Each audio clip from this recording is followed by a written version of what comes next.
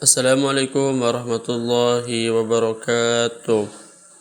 Baik, pada kesempatan kali ini saya akan menjelaskan tugas UAS dari mata kuliah studi Akidah Islam dengan dosen pengampu Dr. Ahmad Alim.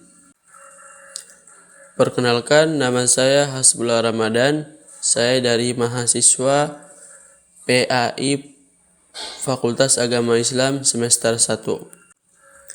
Nomor NPM 251105010011. Rangkuman materi dari materi 1 sampai materi ke-12. Materi pertama, akidah dan prinsip dasar Islam. Penjelasan tentang akidah Islam, khususnya kalimat tauhid la ilaha illallah dan implikasi keimanan seorang muslim. Fokus video menjelaskan makna, esensi, dan pemahaman yang benar terhadap la ilaha illallah sebagai dasar akidah. Makna kalimat tauhid. La ilaha illallah berarti tiada Tuhan yang berhak disembah selain Allah. Ini bukan sekedar ucapan tetapi penegasan keyakinan akidah yang paling mendasar dalam Islam. Kalimat ini terdiri dari dua makna penting, yaitu penafian atau menolak segala bentuk sesembahan selain Allah, dan penetapan menegaskan hanya Allah yang layak dan berhak untuk disembah. Kepentingan dan aplikasi. Kalimat ini menjadi pembeda antara keimanan dan kekufuran. Memahami makna hakikat kalimat tauhid merupakan fondasi akidah yang benar.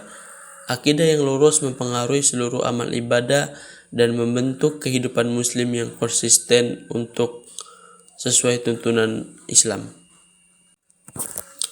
Materi kedua, Islam sebagai agama wahyu. Studi lanjutan tentang akidah atau keimanan dasar Islam dalam Islam. Penekanan pada konsep iman, kepercayaan kepada Allah, serta hubungan akidah dengan praktik hidup muslim. Pokok-pokok pembahasan akidah. 1.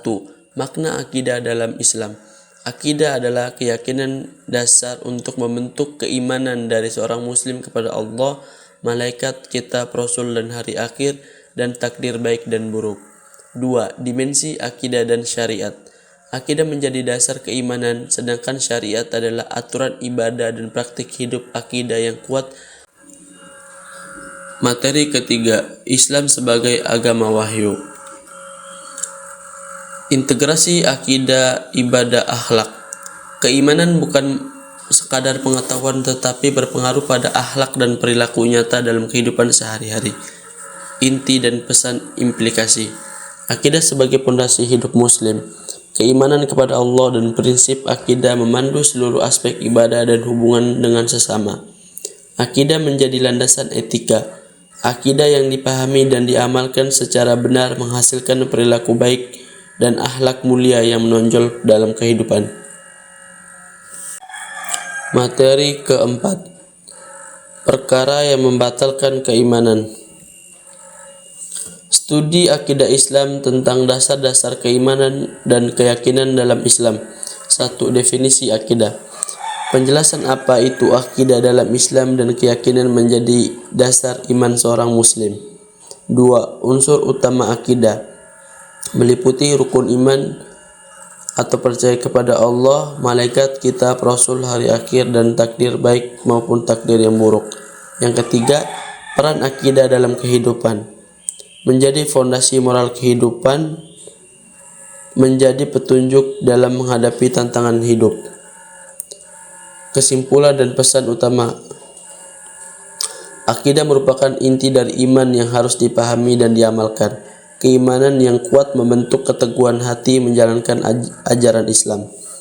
Memperkuat akidah membantu muslim menyelaraskan kehidupan dunia dan di akhirat. Materi yang kelima, integrasi akidah dan dakwah. Yang pertama, murtad. Keluar dari Islam yang bisa terjadi melalui 3 cara, yaitu yang pertama, niat dan keyakinan atau keraguan dalam hati terhadap kebenaran Islam. ucapan menghina simbol agama atau mudah mengkafirkan sesama muslim atau paham takfiri. Yang ketiga, perbuatan melakukan ritual agama lain atau menyembah selain Allah. Yang kedua, syirik, menyekutukan Allah, terbagi menjadi dua, syirik akbar atau syirik yang besar, yaitu menyembah berhala, percaya dukun, atau berkorban untuk selain Allah. Hal ini menghapus seluruh amal dan mengharamkan surga. Syirik asgor atau syirik yang kecil, seperti ria, pamer, dan ujub atau bangga diri, tidak mengeluarkan dari Islam, tetapi membatalkan pahala amalan tersebut. 3. Mengaku nabi atau percaya nabi baru, meyakini adanya nabi setelah Nabi Muhammad SAW adalah perilaku pembatal iman yang nyata. Yang keempat, menghalalkan dan yang mengharamkan, menentang hukum Allah yang sudah jelas, seperti melegalkan atau menghalalkan zina atau menghalalkan yang riba. Yang kelima, paham modern, gozul fikri atau pemerangan ideologi seperti ateisme, komunisme, dan liberalisme yang meniadakan peran Tuhan atau mencampur adukan ajaran agama.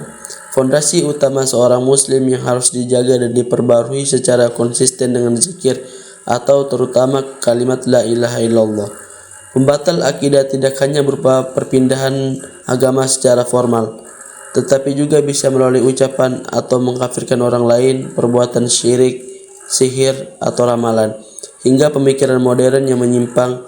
Menjaga kemurnian tauhid adalah syariat mutlak agar amal ibadah diterima dan selamat di dunia maupun di akhirat. Materi ke-6, Izzatul Islam wal Muslimin. Definisi izzah. Izzah bermaksud kemuliaan, kejayaan, dan keagungan. Lawannya adalah kehinaan.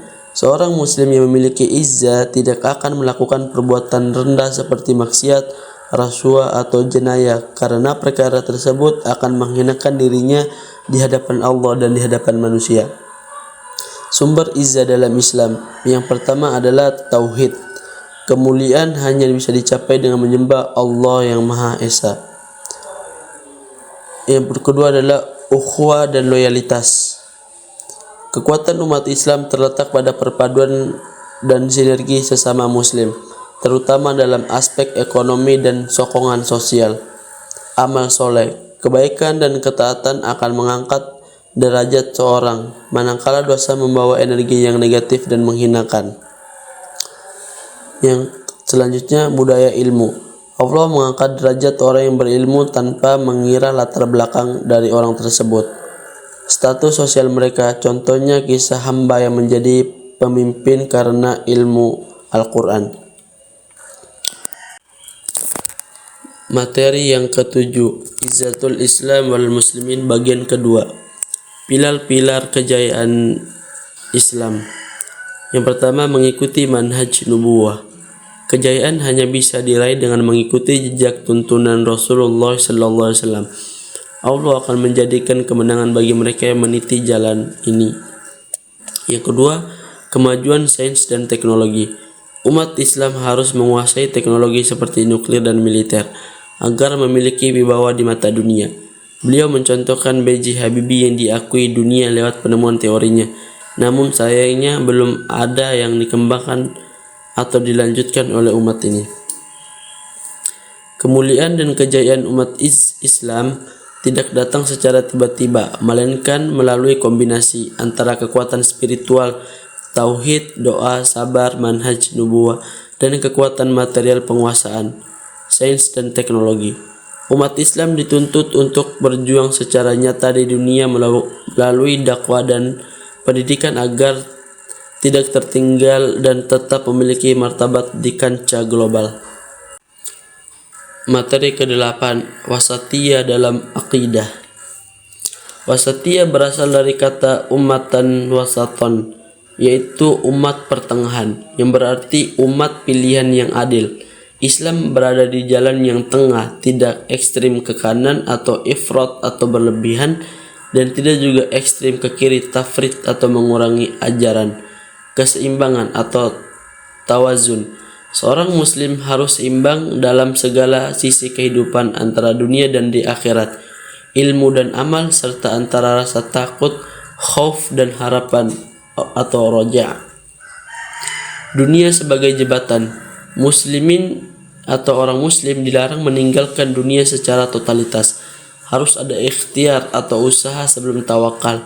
Dunia ini digunakan sebagai sarana untuk mencapai kebahagiaan akhirat. Wasatiyah adalah inti dari ajaran Islam yang mengajarkan keadilan dan keseimbangan.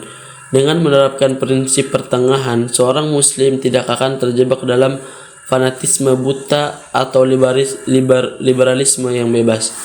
Pola hidup tidak hanya menyelamatkan akidah dan ibadah individu, tetapi juga menjaga stabilitas sosial, kerukunan umat, serta kedaulatan negara. Materi ke-9, aliran mazhab akidah. Berdasarkan nubuat Rasulullah SAW, umat Islam akan terpecah menjadi 73 golongan dan hanya satu golongan yang selamat, yaitu Al-Firqah An-Najiyah, yaitu Ahlus Sunnah wal Jamaah. Mereka yang mengikuti jejak Nabi dan para sahabatnya. Definisi Ahlus Sunnah wal Jamaah. Ahlus Sunnah yaitu mengikuti ucapan, perbuatan, dan ketetapan Nabi Sallallahu Alaihi Wasallam. Wal Jamaah mengikuti pemahaman para sahabat, tabi'in, tabi'ut tabi'in, atau salafus salih. 3 metode Ahlus Sunnah dalam akidah. Yang pertama, metode naqli atau dalil wahyu. Akidah bersumber dari Al-Quran dan hadis sahih. Akal mengikuti wahyu, bukan mendahuluinya. Yang kedua, metode salaf. Memahami akidah sesuai pemahaman sahabat, tabi'un, tabi'in, dan tabi'ut tabi'in, karena mereka generasi yang paling benar pemahamannya. Yang ketiga, metode itsbat atau tanzih, sifat Allah. Menerapkan sifat Allah sebagaimana dalam dalil tanpa tahrif, mengubah makna. Ta'til, menolak sifat. Taqyid, menanyakan bagaimana. Tamsil, menyerupakan dengan makhluk. Materi yang ke-10, bahaya liberalisme, akidah, ibadah, dan syariah. Asal usul definisi liberalisme. Akar pemikiran bermula dari Barat sebagai gerakan pencerahan dan reformasi untuk membebaskan akal manusia daripada doktrin gereja yang dianggap mengekang sains dan kemajuan. Prinsip utama: menitik beratkan kebebasan individu secara mutlak dan meletakkan akal sebagai kayu ukur kebenaran yang tertinggi, mengatasi iman atau wahyu. Resapan ke dalam dunia Islam. Liberalisme Islam penyebaran di Indonesia. Pemikiran ini dibawa balik oleh sarjana yang belajar di Barat dan berkembang melalui rangkaian seperti jaringan Islam liberal sekitar tahun 2000-an. Medium penyebaran melalui penulisan buku, jurnal akademik, diskusi. Materi ke-11, mengikuti dan meneladani Rasulullah SAW. Yang pertama, urgensi meneladani Rasulullah. Meneladani bukan sekadar ucapan lisan, melainkan konsekuensi logis dari syahadat Muhammad Rasulullah. Ketaatan kepada Allah tidak sempurna tanpa ketaatan kepada Rasulnya. Yang kedua, 5 bentuk implementasi keteladanan ketaatan penuh kepada Rasulullah, yaitu melakukan apapun yang diperintahkan Nabi karena beliau adalah pembawa wahyu, membenarkan sabda Nabi, meyakini semua informasi yang disampaikan oleh Rasulullah tentang surga, neraka sebagai kebenaran wahyu, bukan hawa nafsu. Menjauhi larangan, meninggalkan segala hal yang dilarang oleh Nabi seperti makan dengan tangan kiri atau perilaku yang menyimpang dari fitrah seperti LGBT. Ibadah sesuai tuntunan. Melakukan ibadah seperti sholat harus persis sesuai contoh Nabi agar tidak tertolak atau jatuh ke dalam perilaku bid'ah. Mencintai Nabi melebihi segalanya, menjadikan kecintaan kepada Nabi di atas cinta kepada diri sendiri, keluarga, dan harta. Totalitas dalam mencontoh para sahabat dan mencontoh Nabi, bahkan hingga tingkat selera pribadi atau hal mubah. seperti cara berjalan atau kegemaran makan labu atau duba sebagai wujud cinta dan totalitas. Langkah praktis untuk bisa meneladani, seorang harus mengenal Nabi dengan cara mempelajari sirah nabawiyah atau sejarah Nabi dan kitab Asy-Syama'il atau kepribadian Nabi melalui majelis ilmu atau kajian rutin. Materi yang ke-12, hari kiamat dan kehidupan akhirat. 1. Kedekatan hari kiamat. Nubuat Nabi. Jarak antara diutusnya Nabi Muhammad SAW dengan hari kiamat sangatlah dekat. Diibaratkan seperti dua jari, yaitu jari telunjuk dan jari tengah. Tanda-tanda, hampir seluruh tanda kiamat kecil sudah terjadi, dan umat manusia kini berada di ambang kiamat besar atau kiamat kubro. Yang kedua, persiapan amal atau bekal. Pertanyaan umum, fokus utama bukan kapan kiamat terjadi, melainkan bekal apa yang sudah disiapkan untuk menghadapinya. Kondisi manusia, kiamat akan terjadi pada seburuk-buruknya makhluk, di mana nama Allah sudah tidak lagi disebut di bumi. Tiupan sangkakala, malaikat Israfil sudah bersiap meniup sangkakala. Tiupan pertama mematikan seluruh makhluk, dan tiupan kedua membangkitkan mereka kembali. Padang mahsyar, manusia dikumpulkan di bumi yang putih seperti tepung. Kondisi setiap orang berbeda-beda tergantung amalnya. Ada yang mendapat naungan Allah dan ada yang menderita karena panas matahari yang sangat dekat.